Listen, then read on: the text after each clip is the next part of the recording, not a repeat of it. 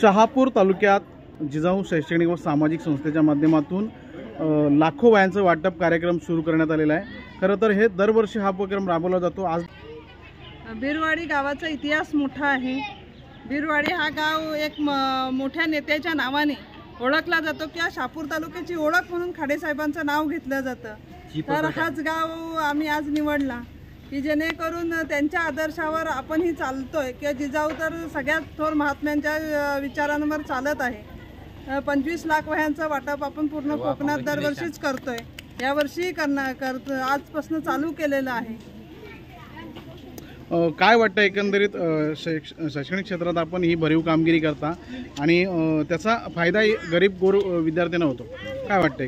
गावातून एखादा तहसीलदार व्हावा, कलेक्टर व्हावा, राजकीय नेते भरपूर आहेत, पण ते जर काम करत नसतील तर जर सरकारी अधिकारी या गावातून झाले तर नक्कीच या गावाचा काहीतरी विकास होईल। शिक्षण क्षेत्रात क्रांती झालेली असं बोललं जातं किंवा आता डिजिटल शिक्षण मिळतंय, असं जरी असले आजही गोरगरीब मुलांना वह्या मिळत नाही आणि त्यांना वह्या मिळवून देण्याचं काम आपण करता। खरंच डिजिटल झालंय का शिक्षण क्षेत्र?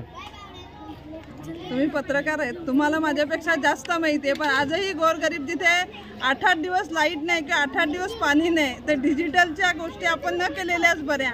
त्या शहरीकरणामध्ये चालू आहेत, चांगल्या प्रकारे चालू आहेत, पण आजही खेड्यातली परिस्थिती नाही आहे का डिजिटल शैक्षणिक व्यवस्था चालू आहे। असं आजही एका वहीसाठी वणवण करताना आपण पालक बघतोय किंवा विद्यार्थी बघतोय।